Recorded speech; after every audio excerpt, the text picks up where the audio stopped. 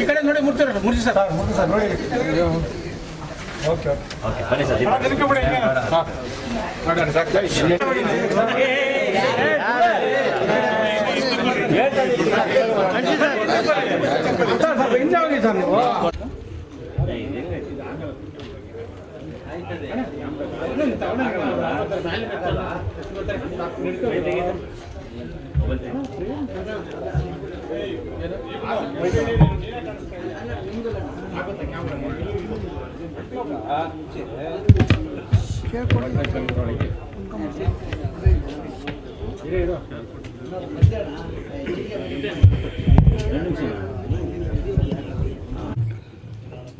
April 14 ಇಂದು ಇಡೀ ದೇಶಕ್ಕೆ ಬೆಳಕು ಬಂದಂಥ ದಿನ. ದೇಶ ಸಹಸ್ರಾರು ವರ್ಷಗಳಿಂದ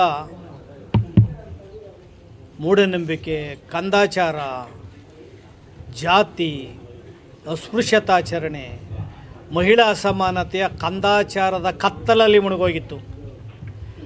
ಈ ಕತ್ತಲಲ್ಲಿ ಮುಳುಗೋದಂಥ ದೇಶವನ್ನು ಬಾಬಾ ಸಾಹೇಬ್ ಅಂಬೇಡ್ಕರ್ ಅವರು ಏಪ್ರಿಲ್ 14ರಂದು ಹುಟ್ಟಿ ಇಡೀ ದೇಶಕ್ಕೆ ಕ್ಷಕಿರಣವನ್ನು ಕೊಟ್ಟವರೆ, ಬೆಳಕನ್ನು ಕೊಟ್ಟಿದ್ದಾರೆ. ಆದ್ದರಿಂದ ಈ ಬೆಳಕಿನ ದಿನ ಅಥವಾ ಜಾಗೃತಿಯ ದಿನ, ಈ ದಿನ ಬಾಬಾ ಸಾಹೇಬ್ ಅಂಬೇಡ್ಕರ್ ಅವರು ಭಾರತ ರತ್ನ ಬಾಬಾ ಸಾಹೇಬ್ ಅಂಬೇಡ್ಕರ್ ಅವರು ಹುಟ್ಟಿದ ದಿನ. ಈ ದಿನ ಮತ್ತು ಬಾಬು ಜಗಜೀವನ್ ರಾಮ್, ಹಸಿರು ಕ್ರಾಂತಿ ಹರಿಕಾರ ಬಾಬು ಜಗಜೀವನ್ ರಾಮ್, ಬಾಬಾ ಸಾಹೇಬ್ ಅಂಬೇಡ್ಕರ್ ಅವರು ವಿಶ್ವಜ್ಞಾನಿ, ಮಹಾಮಾನವತಾವಾದಿ,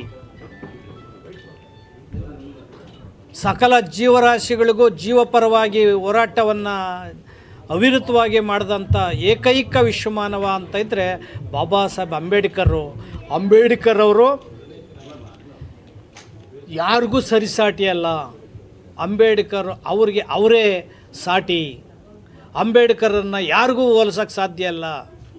ಇಡೀ ಜಗತ್ತಲ್ಲಿ ಒಬ್ಬ ವಿಶ್ವಮಾನವ ಇದ್ದಾರೆ ಅಂತಂದರೆ ಬಾಬಾ ಸಾಹೇಬ್ ಅಂಬೇಡ್ಕರನ್ನು ಆ ಸಂದರ್ಭದಲ್ಲಿ ಇರ್ತಕ್ಕಂಥ ಬ್ರಿಟನ್ಸ್ ರಾಜನಿಂದ ಹಿಡಿದು ಮಹಾಪಂಡಿತ ಸ್ಮಿತ್ತಿಂದ ಹಿಡಿದು ಅನೇಕ ಜ್ಞಾನಿಗಳು ಬಾಬಾ ಸಾಹೇಬ್ ಅಂಬೇಡ್ಕರ್ ಅವರನ್ನು ಬಾಯಿ ತುಂಬ ಅವರ ವಿಶ್ವಜ್ಞಾನವನ್ನು, ಅವರ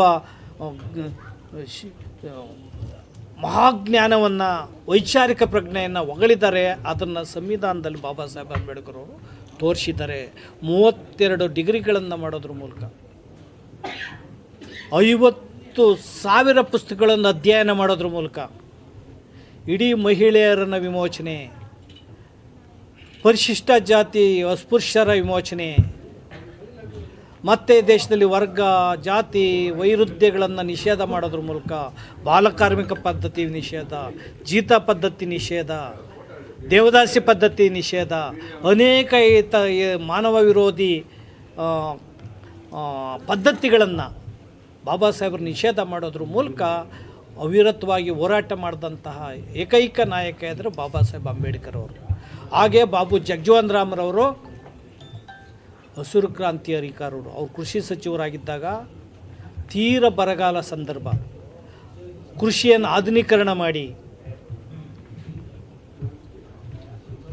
ಕೃಷಿನಲ್ಲಿ ಬದಲಾವಣೆಯನ್ನು ತರೋದು ಬಂದು ಆಹಾರ ಸುಧಾರಣೆಯನ್ನು ಮಾಡೋದ್ರ ಮೂಲಕ 5 ದಶಕಗಳ ಕಾಲ MLA MP ಸಚಿವರಾಗಿ ದೀರ್ಘಕಾಲ 30 ವರ್ಷಗಳ ಕಾಲ ಸಚಿವರಾಗಿ ಸೇವೆ ಮಾಡಿದಂಥ ವಿಶ್ವ ದಾಖಲಾರ್ಹ ಅಂದರೆ ಜಗಜೀವನ್ ರಾಮ್ರವರು.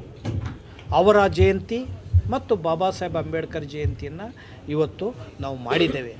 ಈ ಮಾಡೋದ್ರ ಮೂಲಕ 5 ನಿರ್ಣಯಗಳನ್ನು ನಾವು ಮಾಡಿದ್ದೇವೆ. ಏನು ದಲಿತ, ಹಿಂದುಳಿದ, ಅಲ್ಪಸಂಖ್ಯಾತರನ್ನು ಸಮಷ್ಟಿಯಾಗಿ ಐಕ್ಯತೆಯನ್ನು ಮಾಡಬೇಕು.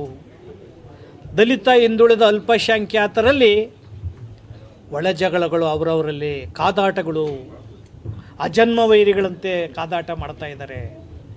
ಇದನ್ನು ನಿಲ್ಲಿಸೋದ್ರ ಮೂಲಕ ನೀವು ಐಕ್ಯತೆಯನ್ನು ಆಗಬೇಕಾಗಿದೆ. ದಲಿತರು, ಹಿಂದುಳಿದವರು, ಅಲ್ಪಸಂಖ್ಯಾತರು, ಧಾರ್ಮಿಕ ಅಲ್ಪಸಂಖ್ಯಾತರು, ಈ ದೇಶದಲ್ಲಿ 85% ಜನಸಂಖ್ಯೆ ಇರುವಂತಹ ಈ ಸಮಾಜ, ನೀವು ಈ ದೇಶವನ್ನು ಆಳಬೇಕಾಗಿದೆ.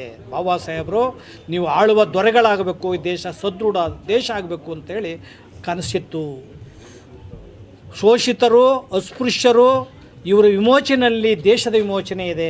ಕೂಲಿ ಕಾರ್ಮಿಕರ, ಮಹಿಳೆಯ ವಿಮೋಚನೆಯಲ್ಲಿ ದೇಶ ವಿಮೋಚನೆ ಇದೆ. ಆ ನಿಟ್ಟಿನಲ್ಲಿ ದಾಸಂಸ ಮತ್ತು RPIB ಹೋರಾಟವನ್ನು ಜಾತಿರಹಿತವಾಗಿ, ವರ್ಗರಹಿತವಾಗಿ, ವರ್ಣರಹಿತವಾಗಿ ಹೋರಾಟವನ್ನು ಮಾಡ್ತಾಯಿದ್ದೇವೆ. ಎಲ್ಲರೂ ಕೂಡ ಒಗ್ಗಟ್ಟಾಗಬೇಕು ಅಂತೇಳಿ ಇವತ್ತು ಕಾರ್ಯಕ್ರಮವನ್ನು ಜಯಂತಿ, ಬಾಬಾ ಸಾಹೇಬ್ ಅಂಬೇಡ್ಕರ್ ಜಗನ್ ಜಯಂತಿ ಎಂದು ಇವತ್ತು ಶಬ್ದವನ್ನು ಮಾಡಿದ್ದೇವೆ ನಾವು. ಈ ವ್ಯವಸಾಯ ಪರಿಕರ ಕೊಡ್ರಿ, 5 ಎಕರೆ ಜಮೀನು ಕೊಡ್ರಿ, ಆ ಸಮಾಜವನ್ನು ಸಶಕ್ತರನ್ನಾಗಿ ಮಾಡಿ. ಇದು ಅಂಬೇಡ್ಕರ್ ಅವರ ನಿರ್ದೇಶನ, ಡೈರೆಕ್ಷನ್ನು. ಬಾಬಾ ಸಾಹೇಬ್ ಅಂಬೇಡ್ಕರ್ ಅವರು ಅವರು ಹೇಳಿರುವಂತಹ ಸಂವಿಧಾನದ ಆಶಯಗಳು, ಪರಿಕಲ್ಪನೆಗಳು. ಸಿದ್ದರಾಮಯ್ಯನವ್ರು ಭಿಕ್ಷೆ ಬೇಡಿಸ್ತಾವ್ರೆ. ಮಹಿಳೆಯರಿಗೆ 2,000 ಕೊಡೋದು, ನಿರುದ್ಯೋಗಿಗಳಿಗೆ ಒಂಚೂರು ಕಾಸು ಕೊಡೋದು, ಆಮೇಲೆ ಎಂಡ ಬಾಡು ಕೊಟ್ಟು ಓಟ್ ಹಾಕ್ಸ್ಕೊಳೋದು. ಮೊನ್ನೆ ಬಾಗಲಕೋಟೆ, ದಾವಣಗೆರೆಗೆ ಇದು 9ನೇ ತಾರೀಕು ಒಳ ಮೀಸಲಾತಿ ವರ್ಗೀಕರಣ ಮಾಡ್ತೀವಿ ಅಂತ ಸುಳ್ಳು ಹೇಳ್ಬಿಟ್ಟು 9ನೇ ತಾರೀಕು ಮುಗಿದು 14ನೇ ತಾರೀಕು ಆಯಿತು. ಇವತ್ತು ಕೂಡ ಏನೂ ಮಾಡಿಲ್ಲ. ಹಿಂಗೆ ಸುಳ್ಳು ಹೇಳೋದ್ರ ಮೂಲಕ 3 ಪಕ್ಷನೂ ಕೂಡ, ಕಾಂಗ್ರೆಸ್ ಅಷ್ಟೇ ಅಲ್ಲ, BJP, ಕಾಂಗ್ರೆಸ್ಸು, ಜನತಾದಳ 3 ಪಕ್ಷನೂ ಕೂಡ ಇದರಲ್ಲಿ ಪ್ರಣಾಳಿಕೆಯಲ್ಲಿ ಹಾಕ್ಕೊಂಡು ಒಳ ಮೀಸಲಾತಿ ವರ್ಗೀಕರಣ ಮಾಡ್ತೀವಿ ಅಂತ ಮೋಸ ಮಾಡಿದ್ದಾವೆ. ವೋಟ್ ಬ್ಯಾಂಕನ್ನಾಗಿ ಮಾಡ್ಕೊಂಡಿದ್ದಾವೆ. ಈ ಸಮಾಜ ಒಳ ಮೀಸಲಾತಿನ ವರ್ಗೀಕರಣ ಮಾಡಿದರೆ ಇವರಲ್ಲಿರ್ತಕ್ಕಂಥ ವಿರುಷ ಶಮನ ಆಗ್ತದೆ, ಇವರಲ್ಲಿರ್ತಕ್ಕಂಥ ಬಡದಾಟ ನಿಂತೋಗ್ತದೆ. ಈ ನಿಂತೋಗಬಾರ್ದು ಅನ್ನೋದ್ರಿಂದಲೇ ಇವ್ರನ್ನ ಜಗಳಕ್ಕೆ ಹಚ್ಚಿ ಬೀದಿಗೆ ಹೋರಾಟ ಮಾಡೋದು ಬಿಟ್ಟು ಈ ಹೋರಾಟ ಮಾಡಲಿ, ಇವರ ಹಕ್ಕು. ನಾವು ಯಾರು ಹೋರಾಟ ಮಾಡಬೇಡಿ ಅಂತ ಹೇಳಲ್ಲ, ಮಾಡಬೇಡ ಅಂತ ಹೇಳಿ ಮಾಡಿ ಅಂತೇಳಿ. ಮಾಡಬೇಕಾಗಿರೋದು ಅಲ್ಟಿಮೇಟಾಗಿ ಯಾರು? ಸರ್ಕಾರ. ಸುಪ್ರೀಂ ಕೋರ್ಟ್ ಆದೇಶ ಕೊಟ್ಟರು ಕೂಡ 7 ಜನ ನ್ಯಾಯಾಧೀಶರು ನ್ಯಾಯದ ವಿರುದ್ಧ ನಡ್ಕೊಂಡಿದ್ರಿ, ಸಂವಿಧಾನ ವಿರುದ್ಧ ಸಂವಿಧಾನ ವಿರೋಧಿ ನಡೆ. ಮತ್ತು ನೀವು ಮಾಡ್ತಾ ಇರೋಂಥ ಅವೈಜ್ಞಾನಿಕ, ಅವೈಚಾರಿಕ. ಆ ಕಾರಣದಿಂದ ಸಿದ್ದರಾಮಯ್ಯನವ್ರ ಮುಂದಿನ ನಡೆ ವೈಜ್ಞಾನಿಕವಾಗಿರಲಿ, ಸಂವಿಧಾನಬದ್ಧವಾಗಿರಲಿ.